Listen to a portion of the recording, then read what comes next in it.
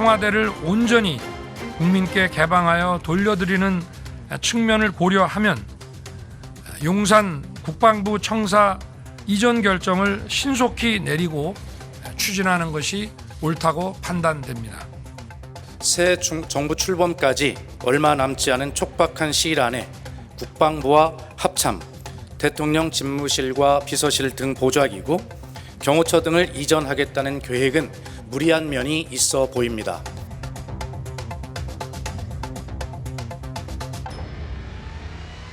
지금 정부는 정확한 이전 계획에 따른 예산을 면밀히 살펴 협조하겠다.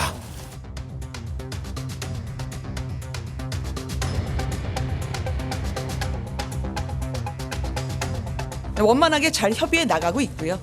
그리고 청와대 즉 문재인 대통령과 윤석열 당선인의 만찬 이후에 큰 틀에서의 협조는 제대로 이루어지고 있다.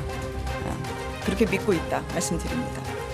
문재인 대통령은 오늘 오전 대통령 집무실 이전을 위한 예비비 관련 정부 검토 결과를 보고받고 최대한 빨리 임시국무회의를 열어 예비비를 조속히 처리하라고 지시했습니다.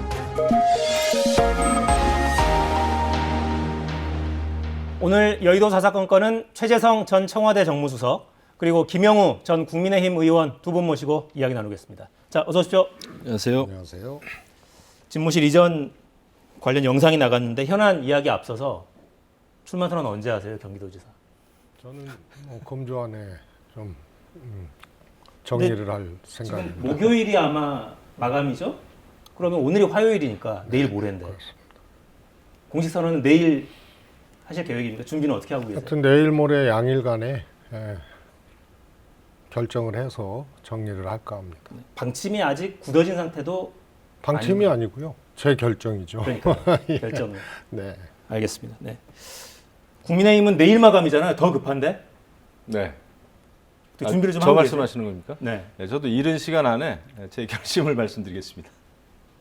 늦지 않은 선에서. 늦지 않는 선에서 내일 마감인데, 네, 알겠습니다.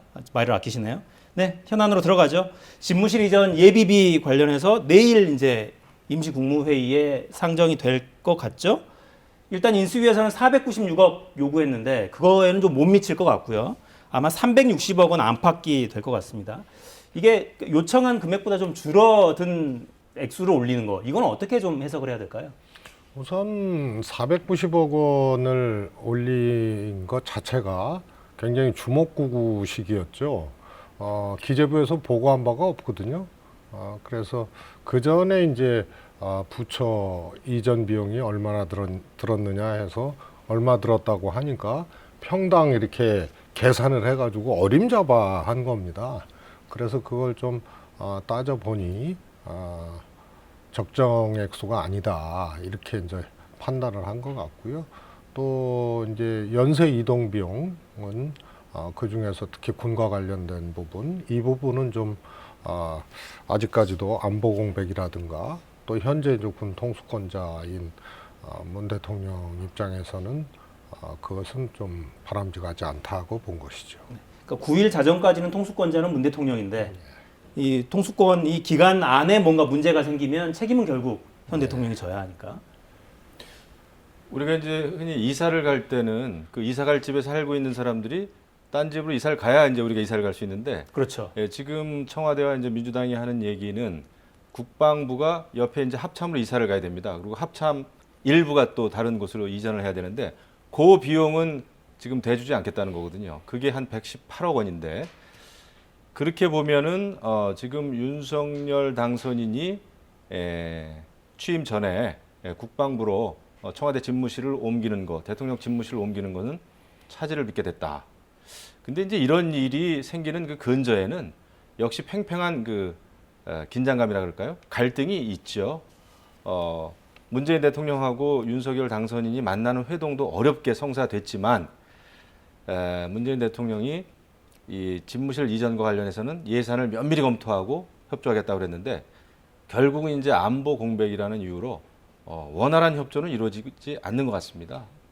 그래서 결국은 이 긴장 상태, 갈등 상태가 오히려 대선 연장전인 것처럼 이렇게 되고 있죠. 지금 뭐 인수위와 또 민주당 비대위 간에 엄청나게 힘겨루게 하고 있지 않습니까? 그래서 이런 상황이 결국은 6월 1일 다가오는 6월 1일 지방선거에 정치권의 시계가 맞춰져 있기 때문에 이 갈등은 계속될 것이다 이렇게 봅니다. 6월 1일까지는 이 상태로 계속 간다고 봐야 되는 건가요? 그렇게 봐야 되겠죠. 조금 다른 견해인데요. 네. 지금 국민의힘이 이제 집권을 했잖아요. 민주당이 패배했습니다.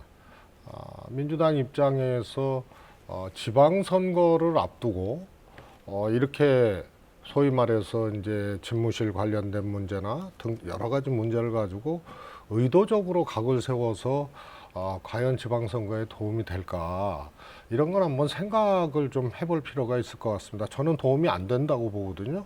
왜냐하면 앞으로 의제를 주도하고 또 취임식도 있고요.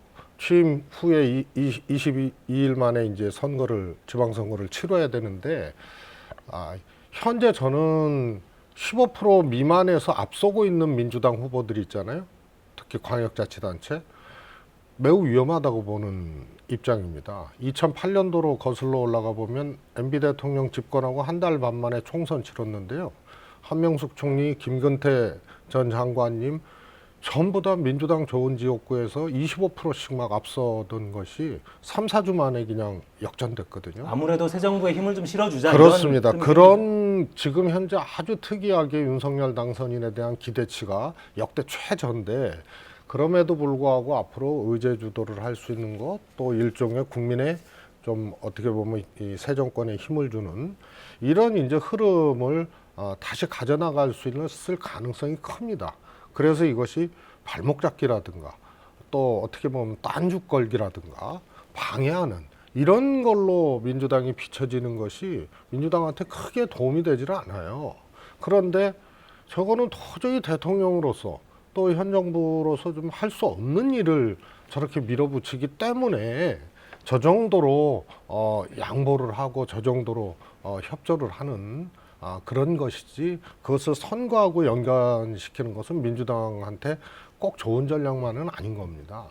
제가 이제 굳이 균형을 좀 맞추자면 좀 말씀을 드리면 과거에 이제 이명박 정부는 이명박 그 당선인은 사실 530만 표라고 하는 엄청난 표 차이로 이겼기 때문에 2008년도 4월 18대 총선에서 굉장히 낙승을 했죠. 전 지역에서. 그런데 이번에 이제 윤석열 당선인은 0.73% 차이란 말이죠.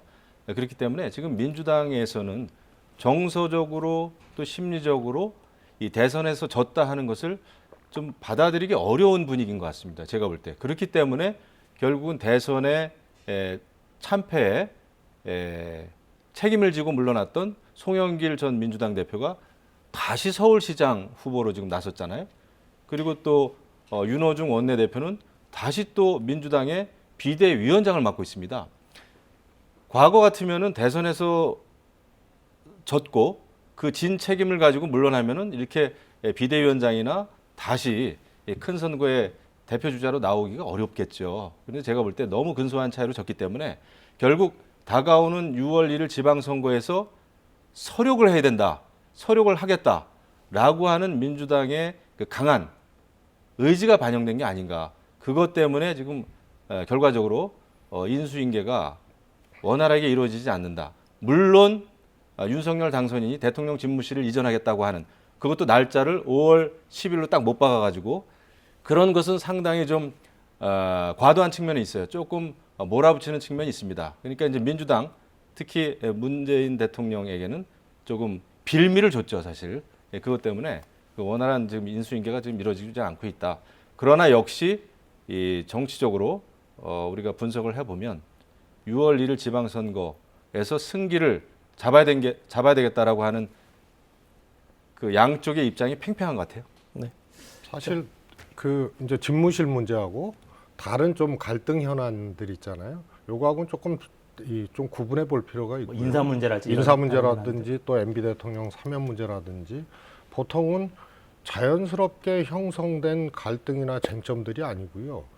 다 인수의 발로 이게 야기된 겁니다. 그러니까 어떻게 보면 갈등의 점화는 인수의 발로 다 시켜놓은 거기 때문에 오히려 그런 관점이라면 지방선거 전략상 민주당이 발목 잡기를 하는 거다. 이런 식의 이 발상이라면 거꾸로 얘기하면 일부러 불을 질러서 발목 잡는 야당으로 만들어서 첫 정부의 이 어려움 이런 것을 이제 기대치로 연결시키는 선거 전략이라고 볼 수밖에 없는 거예요.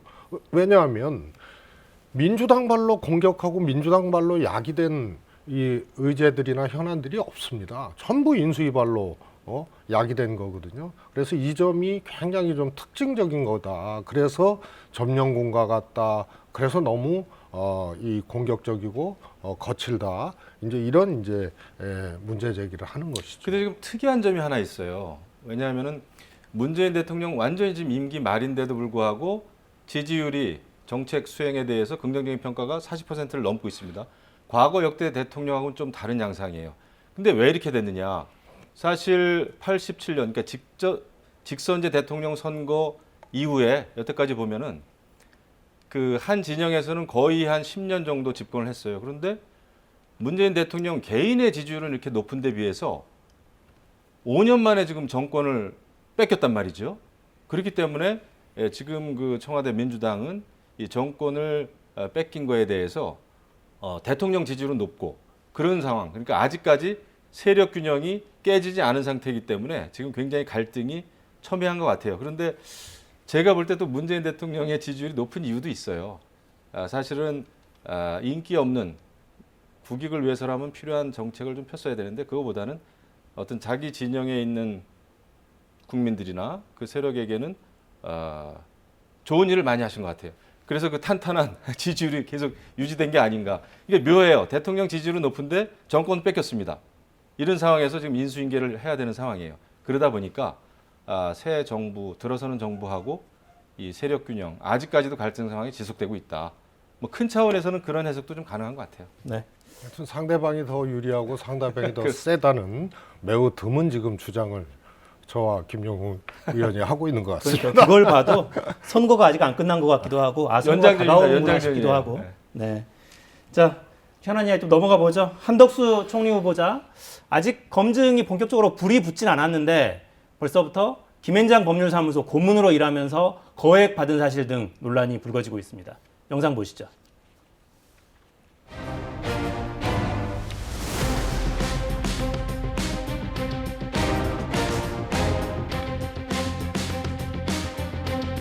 한덕수 지명자의 김앤장 18억 원에 대해 국민들은 의아해합니다. 인사청문 준비 TF는 문재인 정부 인사검증 7대 기준을 기본으로 국민 눈높이에 맞는 인사검증의 원칙과 기준을 정해서 국민 여러분께 보고드리게 될 것입니다. 민주당이 한덕수 국무총리 후보자에 대해서 바지 사장 운운하면서 깎아내는 것에 대해서 송곳 운운하면서 문재인 정부가 제시했던 인사검증 7대 기준을 검증 잣대로 삼겠다고 주장하는 것은 완전한 코미디가 아닐 수 없습니다.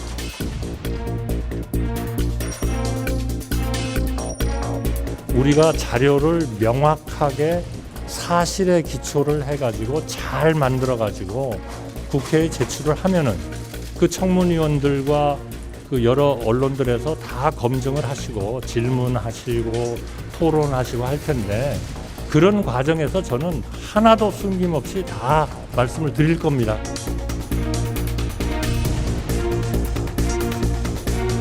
뭐 잘 좀 판단해 주세요. 네, 당선인은 글쎄 뭐 잘 좀 판단해 주세요. 관련 질문에 이렇게만 대답했습니다. 자, 18억 원이라는 자문료 이 금액 자체가 문제입니까? 아니면 또 다른 어떤 검증 포인트가 있는 겁니까?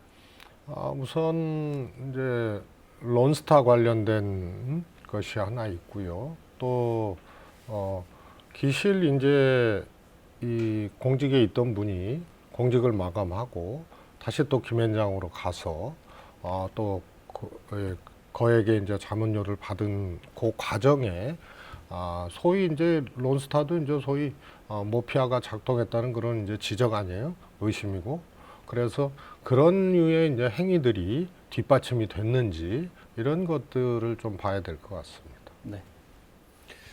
사실 뭐 고문료 18억이면 큰 돈이죠. 사실 국민의 뭐라 그럴까요? 상식적인 선에서 봤을 때는 굉장히 이제 높은 고문료임에는 틀림이 없지만 고문료 자체가 문제가 될 수는 없겠죠. 지금 이제 박홍근 원내대표는 18억, 그러니까 고문료 18억이라는 말을 여러 번 사용함으로 해가지고 그 프레임을 벌써 만들고 있는 것 같아요. 그런데 18억이 문제가 아니라 이제 전문성과 실력이 문제겠죠. 그런데 사실 론스타 문제라든지 또 민주당에서 문제 삼는 저축은행 영업정지 문제 이런 것은 사실 참여정부 때 또 그 씨앗이 뿌려진 거예요. 따지고 보면. 그래서 민주당에서도 한덕수 총리 후보를 무조건 그 론스타라든지 저축은행 문제를 가지고 비판하기에는 자충수가 또 될 수도 있죠. 이게 어느 시기에 터진 일인지 어느 시기에 이 사태가 시작됐는지를 보면 말이죠. 그래서 물론 총리 후보자에 대해서는 굉장히 그 송곳 청문회 해야 됩니다. 그거는 어느 진영이든 간에. 근데 그것이 이제 정말 발목 잡기인지 프레임에 의한 비판인지 이것은 또 국민들이 판단할 문제인데요. 이번 청문회, 인사청문회, 특히 한덕수 총리 후보를 둘러싼 청문회는 굉장히 치열할 것이다. 아까 말씀드렸잖아요. 이게 앞으로 6일 지방선거도 있고 그다음에 첫 출발 아닙니까? 인사청문회 첫 출발이고 인수위가 했던 일을 처음 평가하는 첫 시험대예요. 그래서 민주당에서는 아마 엄청나게 화력을 쏟아부을 것이다 이렇게 예상이 됩니다.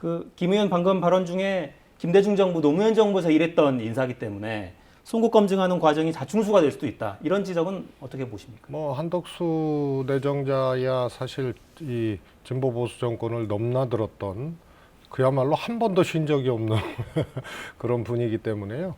그런 족적은 어느 정권에나 이제 있었던 거고요.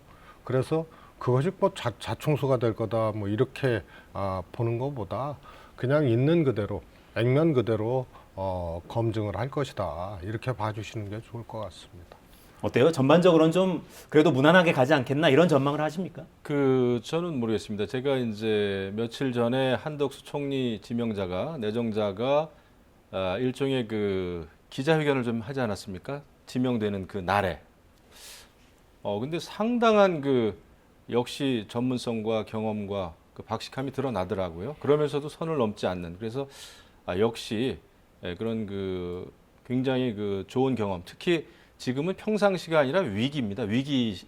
지금 이제 새롭게 출범하는 윤석열 정부는 정말 위기 상황에서 출범하는데 이런 때에는 한덕수 전 총리처럼 뭐 참신함보다는 경험과 경륜과 이런 또 외교 안보, 뭐 보건, 복지 두루두루 그 경험이 많은 경험 있는 총리가 이 위기 상황에는 맞는 게 아닌가. 저는 굉장히 그날 사실 저분 좀 안정감이 있다.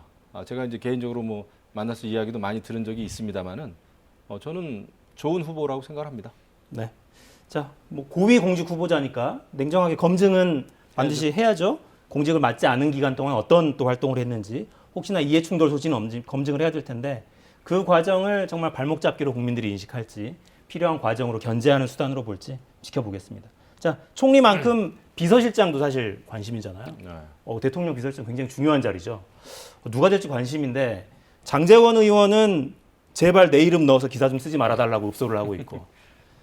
자, 일단 초대 총리 내정자는 한덕수 총리 내정을 했고 비서실장은 어떤 사람이 하면 좋을까요? 지금의 이 구도를 보자면 일단 총리는 경제 원팀을 기치로 들고 한덕수 내정자를 선택을 했어요. 우선 비서실장보다 사실 지금 이제 한덕수 총리가 내정됐잖아요. 그리고 당연히 경제부총리는 또 이제 경제 쪽에 인사가 될 것이고요. 그런데 이제 정책실장까지 만약에 경제 라인 쪽으로 하게 되면 거기 또 경제수석 있고 경제보좌관 있거든요. 네. 그래서 이게 비경제 분야, 다시 말해서 사회 분야 정책에 대해서 굉장히 이거는 안 좋은 신호고요. 또 그 라인이 특히 기재부 라인이다. 이걸로 일색이 있으면은 그거는 굉장히 좀 심각한 문제가 국정운영상에 나올 수가 있습니다. 그래서 그 점이 저는 좀 한번 관찰을 좀 해봐야 될 포인트인 것 같고요. 아무래도 이제 비서실장은 윤석열 당선인이 뭐랄까요? 정치 경륜이라 그래야 되나요? 이런 것들이 지극히 짧고 또 이제 뭐 국정 운영에 대한 어떤 그야말로 이제 곁눈질도 제대로 이제 해보지 못한 위치였잖아요. 예를 들어서 뭐 국회의원을 했다든가 뭐 또 장관을 했다든가 그런 것이 아니기 때문에 아마 좀 정치인 중에 좀 이 비서실장을 내정을 하는 것이 맞지 않나, 저는 윤석열 후보 입장에서는, 당선인 입장에서는 그렇게 봅니다. 좀 연륜 있는 정치인 출신을 선택하는 게 좋지 않겠냐라는 충고에 가까운 말씀이셨어요. 선택하지 않겠나 그렇게 봅니다. 저도 생각이 똑같습니다. 사실 뭐 경제는 워낙 중요한 주제고 중요합니다만은 그 정책을 그리고 또 집행할 수 있는 많은 분들이 계시잖아요. 그 담당자들이. 그렇기 때문에 대통령 옆에서 모든 것을 총괄해 가면서 보좌하는 비서실장은 저는 뛰어난 정무 감각이 가장 중요하다고 생각합니다. 국회와의 소통에 있어서도 비서실장이 굉장히 윤활유 역할을 할 수도 있고요. 그다음에 대통령을 보좌하는 모든 그 참모진들과의 소통도 잘 돼야 되고요. 그렇기 때문에 저는 정무 감각이 가장 중요하다 생각을 해요. 대통령의 의중도 읽어야 되고 또 대통령에게도 때로는 직언도 해야 되고 이런 거를 두루두루 잘할 수 있는 아마 최고의, 특히 역대 어느 대통령보다도 최고의 정무 감각을 지닌 비서실장이 필요한 때가 아닌가 생각합니다. 혹시 구체적인 인물이 좀 떠오르시는 분이 찾기가 있습니까? 어려울 겁니다. 일단은 현역 의원 중에서는 사실 현역 의원이 비서실장 간 사례가 이제 임태희 전 실장님이 그랬죠. 그런 경우거든요. 그러면 뭐 입각하는 거하고는 다르게 청와대를 가면 현역 의원 사퇴를 해야 됩니다. 그러면서 그 뒤로 정치 진로가 사실 불투명해지는 그런 아주 전형적인 예가 이제 임태희 전 실장님이었거든요. 그래서 아마 현역 의원들이 비서실장 가는 것은 현역 의원들 스스로도 좀 선호하지 않는 그런 겁니다. 그러면은 뭐 이제 정치 이걸로 비서실장 가고 끝내야겠다라고 할 만한 연륜에 있는 사람을 또 찾다 보면 윤석열 후보하고 또 조금 안 맞을 수가 있고요. 그러면 예를 들어서 뭐 윤핵관이라고 하는 분들도 다 뭐 여러 가지 뭐 이유가 있겠지만은 안 하려 그럴 거란 말입니다. 비서실장은. 그래서 그러면 이제 원외에서 좀 찾아야 되는데 적절한 인물이 뭐 떠오르지를 않습니다. 저는. 그래도 뭐 여기저기 시야를 넓히면 또 진영의 그 어떤 프레임이라 그럴까요? 진영의 어떤 울타리를 좀 벗어나서 보면은 저는 사람은 많다고 봐요. 하지만 이제 너무 같이 해왔던 사람이나 아니면은 뭐 내 말을 잘 듣는 사람, 그 언저리에서 찾으려고 그러면은 좀 어렵겠죠. 하지만 제가 볼 때도 이번에 비서실장이 굉장히 중요하지 않나 이런 생각이 들어요. 네. 잘 하겠죠. 네. 새로 출범하는 정부는 잘했으면 좋겠긴 해요, 정말. 어쨌거나 이제 대한민국 정부니까 잘했으면, 좋은 분을 모셔서 잘했으면 좋겠습니다. 자, 여야 간에는 또 거친 설전 계속됩니다. 민주당 인수위에 대한 공세 계속 이어지고 있습니다. 관련 발언 듣고 계속 이야기하겠습니다. 인수의 오만함이 도를 넘고 있습니다. 공당 대표 발언에 상식박 언행이라며 대놓고 비난한 것은 매우 무리하고 이런 식의 대응은 북한에서나 있을 법한 일입니다. 협력을 구하겠다는 자세가 아닙니다. 이러한 오만과 불통의 자세로 어떻게 야당과 협력하겠다는 것인지 벌써부터 걱정이 태산입니다. 인수위는 그동안 공수처장과 검찰총장 거취를 공개적으로 압박하는가 하면 인수위 예산으로는 할 수 없는 집무실 이전만을 고집하고 있습니다. 심지어 대통령의 고유 권한인 인사권 행사에 어깃장을 부르는 황당한 행태마저 보이고 있습니다. 이것은 점령군 놀이이자 불법적 월권이 아니면 무엇입니까? 새 정권이 출범하기 전부터 민주당은 발목 잡기, 대선 불복을 하는 행태를 지속적으로 보이고 있습니다. 해도 넘어가다 갈 만큼 과도한 발목 잡기가 진행되고 있어서 그냥 계속 지켜볼 수만 없다. 적극적인 대응이 필요하다. 그런 판단이 섭니다. 네, 이게 표현이 오만함, 북한에서나 있을 법한 일, 어깃장, 점령군 놀이, 그리고 대선 불복 이런 표현들이 계속 오갑니다. 말씀대로라면 6월 1일까지는 해법 없이 계속 이러고 있을 거라는 얘기인데. 그렇죠. 그리고 6월 1일 지방선거가 끝나도 이런 기조는 저는 상당히 오래 갈 거다 이런 생각이 듭니다. 그만큼 지금 사실 온 나라가 갈라져 있어요. 그것 때문에 더더군다나 지금 아직까지 양당 체제에서 여당과 야당이 위치만 바뀌었지 어떤 싸우는 행태나 또 사용하는 그 말이나 말의 수준 이런 거 수위 이런 거는 지금 대선 전하고 똑같지 않습니까? 어떻게 보면 대선 전보다 더 격화됐다 이렇게 보여지는데요. 뭐 상식밖에 언행이라는 말은 북한에나 있을 법한 말이다 그랬는데 지금 김여정 그 대남 담화문 못 보셨습니까? 엄청난 이야기들이 많이 있죠. 뭐 대한민국 그 서 국방장관한테 쓰레기라고 하질 않나. 아무튼 뭐 그건 뭐 다른 문제니까. 어쨌거나 제가 볼 때는 굉장히 문제입니다. 이렇게 가서는 아까 이제 최재성 의원님도 말씀이 있었습니다만은 국민들이 판단할 문제겠지만 이렇게 거친 언행을 해가면서 더더군다나 인수위 기간에 말이죠. 이것은 정말 문제가 있다. 지금 제가 말씀드린 대로 지금은 정말 위기 상황인데 코로나 팬데믹에다가 경제 위기, 뭐 일자리 위기, 모든 게 위기죠. 외교안보 위기인데 이런 상황에서 새 정부가 출범하기 전에 이런 상황이 벌어진다?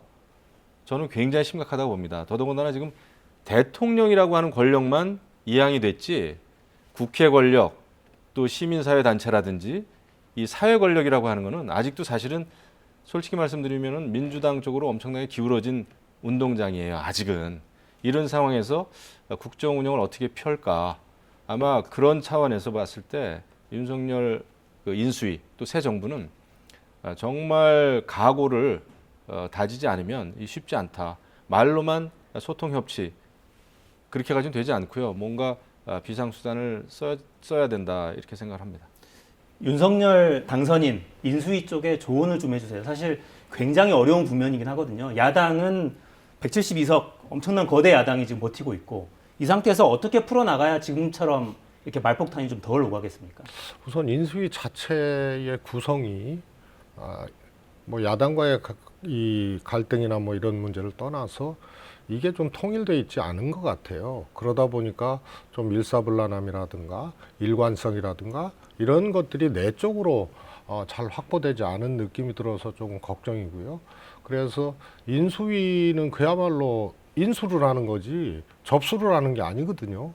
그리고 국정운영의 과제 밑그림들을 잘 그려나가는 건데 당장 지금부터 정책 변화에 해당하는 이런 것을 이 인수위 과정에서 요청을 하고 이러는 것은 예를 들어서 이제 법무부의 권력형 이제 성범죄 관련법 문제죠. 이런 거는 제가 보기엔 싸움을 거는 거예요.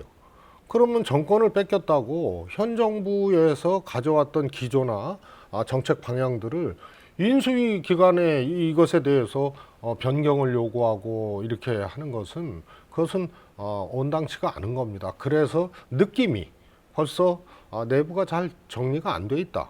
그리고 앞으로의 국정운영 그림이나 과제 설정보다 지금 어떻게든 이걸 접수해서 빨리 뭔가 좀 지금부터 깨나가고 바꿔야 된다. 그러니까 불통의 오만에 마치 브레이크 없는 이 폭주기관차나 자동차와 같은 그런 느낌이 드는 거죠. 이 점을 좀 인수위에서 아마 국민들도 그렇게 느끼고 계실 겁니다. 조금 유념을 해야 되지 않나 싶습니다. 네. 그 이제 최근에 미국의 새 행정부 들어선 다음에 그 대북 정책이 어떻게 흘러갈 거냐가 굉장히 관심사였고, 근데 그 뒤에 굉장히 긴 기간 동안 아직 리뷰가 끝나지 않았다라는 입장만 반복됐었던 게 꽤 길었거든요. 근데 그때랑 비교해 보면 지금 우리 인수위는 조금 더 빠르게 간다는 느낌이 들긴 하네요. 그러니까 뭐 대북 정책 같은 경우에는 워낙 그 관련된 나라들도 많고 하기 때문에 그 리뷰 기간이 오래 걸리죠. 하지만 이제 국내 정치에 있어서는 사실 그 장시간 대선 캠페인 기간이 있었잖아요. 그런 대선 캠페인 기간 동안에 공약도 내걸었고 후보가 어떤 생각을 하는지 공약을 내세웠었습니다. 그리고 인수위 기간에 이제 그 공약을 집대성하는 기간입니다. 그리고 이제 과거 인수위 때도 보면은 뭐 정부 조직 개편안이라든지 엄청나게 큰 변화죠. 그런 것도 이제 발표를 하고 그랬는데 이번에는 이제 대통령 집무실 이전이라고 하는 그게 사실 큰 좀 걸림돌이 좀 됐어요. 제가 볼 때. 그거에서 시작해가지고 지금 이제 대통령직 인수가 원활하게 이제 이루어지지 않는 상황인데 인수위도 이제 조금 지혜롭게 접근할 필요는 있겠죠. 현재 워낙 뭐 박범계 법무부 장관이라든지 이런 분들은 뭐 아주 드러내놓고 당선인이나 인수위하고 각을 세우는 분 아닙니까?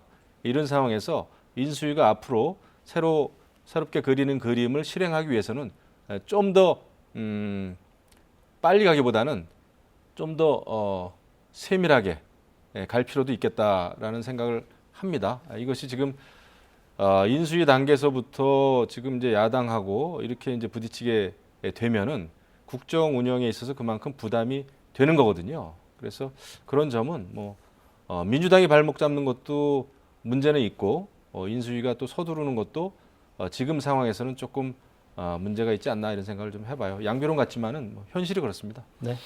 정권 2학기에 튀어나왔던 그런 화두들이 집무실 이전, 대우조선해양 대표 선임 뭐 이런 것들이어서 좀 난데없다는 느낌들은 받을 수밖에 없는 상황이긴 했거든요. 잘 풀어갔으면 좋겠어요. 일단 첫 단추를 꿰는 과정이 부드럽지 않았던 것만은 뭐 누구도 부인할 수 없는 것 같긴 합니다. 자, 이제 선거 상황 잠깐 좀 이야기를 하고 마무리해야 될 것 같네요. 자, 먼저 국민의힘 원내대표 권성동, 조혜진 의원 두 사람이 출마 선언했고 김도우 의원은 오늘 일단 불출마하겠다는 입장을 짧게 입장문을 냈더군요. 문의가 많아서 알려드립니다. 출마하지 않겠습니다. 권성동 의원을 추대하자 이런 목소리도 당내에 좀 있긴 있는 모양입니다. 똑같습니다. 원내대표 뽑을 때는 항상 갈등 상황이 격화되느니 누군가를 추대를 하자. 아니다. 민주정당에서 웬 추대냐. 정정당당하게 정책 대결하자. 그거는 늘 있어왔던 문제예요. 그래서 지금도 똑같은 일이 벌어지고 있는데 다만 지금은 이제 정권 2학기고 새 정부가 출범하느니만큼 여러 가지 또 주장하는 바가 다르겠죠. 근데 제가 볼 때는 어쨌거나 그 출마하고자 하는 후보가 있으면은 경쟁을 해야 되는 거죠. 물론입니다. 경쟁을 잘해야 되고 그래서 오늘 이제 두 분의 의원이 출마 선언을 했는데 저는 좋은 경쟁이 될 것이다 이렇게 봅니다. 두 분 다 경력도 있고 경험도 있고 특장점들이 다 있는 분들이에요. 그래서 이번에 새로운 정부와 함께 출범하는 원내 지도부 저는 기대를 하고 있습니다. 네. 사실 협치의 가장 중요한 잣대일 수도 있어요. 어떤 원내대표를 뽑느냐. 어떤 주문을 좀 해주시겠습니까? 제가 보기에는 그동안 이제 옛날 원내 총무 시절부터 원내대표로 이름이 바뀌기까지 과정들 선출을 해왔던 그러니까 총재가 임명하는 것이 아니고 그 과정들을 보면 총재나 또 대통령의 이 뜻하고 달리 선출되는 경우들이 왕왕 있었어요. 특히 지금은 민주당이 의석수가 많은 상황에서 이 문제가 국민의힘 의원들한테도 굉장히 큰 숙제이고 고민 덩어리일 겁니다. 그런 점에서는 제가 보기에는 벌써 추대 이런 얘기가 나오는 것 자체가 굉장히 원시적인 거거든요. 그래서 오히려 이 윤석열 당선인과의 소통 강도를 얘기를 한 이제 권성동 의원의 리더십이 있고 또 조혜진 의원의 리더십이 있는데 이변이 일어날 가능성도 저는 있다고 봅니다. 그런 점에서 그래서 의외로 좀 흥미로운 조금 이 선거가 되지 않나 싶습니다. 네. 이제 거야가 있는 이 의회 이 질서가 어떻게 꾸려나갈지 원내대표도 굉장히 중요한 자리여서 한번 보겠습니다. 국민의힘 의원들이 결국 어떤 선택을 하는지 흥미롭게 지켜볼 만한 것들이 아닌가 싶어요. 김은혜 당선인 대변인이 도지사 출마를 오늘 명시적으로 발표하진 않았지만 내려놓으면서 당장 내일까지 결심을 해야 되니까요. 뭔가 유승민을 견제하기 위한 카드냐 온갖 해석들이 나옵니다. 어떻게 좀 보십니까? 모든 선거는 모든 후보가 서로를 견제하죠. 견제하는 카드인데 저는 굉장히 이번에 국민의힘 경기도지사 선거 특히 중요하지 않습니까? 지난 대선에서 이재명 후보한테 윤석열 당선인이 졌단 말이에요. 그래서 경기도지사 선거는 정말 중요한데 최소한 경기도지사 국민의힘 경선이 국민들로부터 큰 흥미를 유발하겠구나. 저는 그래서 절반의 일단 성공이라고 생각을 합니다. 그래서 유승민 전 의원이나 김은혜 의원이나 또 그 밖에 이제 뭐 심재철 후보라든지 다른 분들이 계신데 경기도지사의 성공을 위해서 저는 첫 단추가 잘 끼워지고 있다 생각합니다. 이게 차출이든 뭐 자출이든 간에 저는 그 활기를 일단 띄어야죠.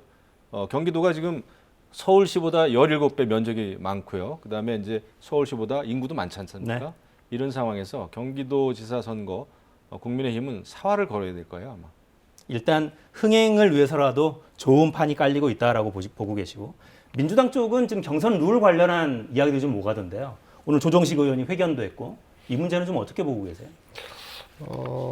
뭐 조정식 의원의 이제 개인 의견이죠. 개인 의견이고, 지금 김동연 저 새로운 물결 대표하고 민주당하고 이제 합당은 선언했지만 아직 합당이 되지 않았거든요. 그렇죠. 그래서 저 룰도 결국은 중앙당에서 이제 정하는 거기 때문에 꼭 저 방식대로 되리라는 보장은 없습니다. 저는 개인적으로 5대5라는 조정식 의원의 주장대로 해도 김동연 저 대표가 그렇게 불리하지는 않은 룰이라고 보는데요.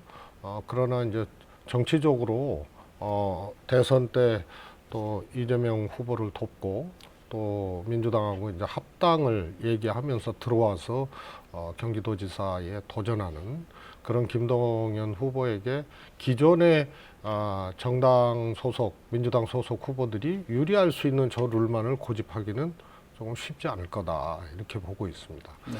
그리고 뭐 다른 당 얘기지만 제가 조금 기우인지 몰라도 최근에 일련의 흐름들을 보면요, 국민의힘의 특히 경기도지사 후보로 김은혜 대변인이 대변인직을 사퇴하고 거론되고 있는 것은 굉장히 좀 주목할 점이 있습니다.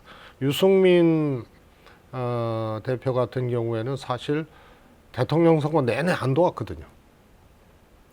나중에 도왔죠. 아니 그거는 마지막에 그냥 했고요. 네. 아예 그냥 뭐 언제 더울 것 같다, 언제 채비하고 있다, 뭐 이런 뉘앙스도 안 주다가 마지막에 이제 한 건데요. 그래서 아마 당선인이나 당선인 측과 유승민 대표와는 아마 조금 풀기 어려운 그런 이 문제들이 있을 겁니다.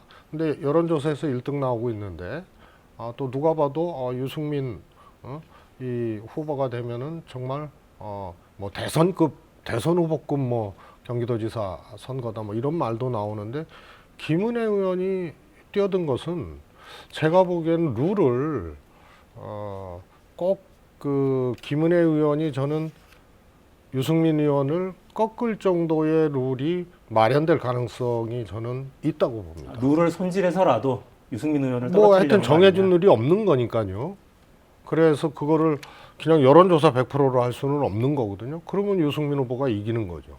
그런데 김은혜 의원이 뛰어들었다는 거는 그거는 그냥 단순히 흥행을 위해서 정도의 문제로 해석할 문제가 아니지 않느냐 이렇게 보고 있습니다. 알겠습니다. 흐름을 굉장히 흥미롭게 또 보고 계신데 어떤 방향으로 흘러갈지 좀 지켜보겠습니다. 자, 지금까지 김영우 전 의원, 최재성 전 수석 두 분과 함께했습니다. 감사합니다. 감사합니다.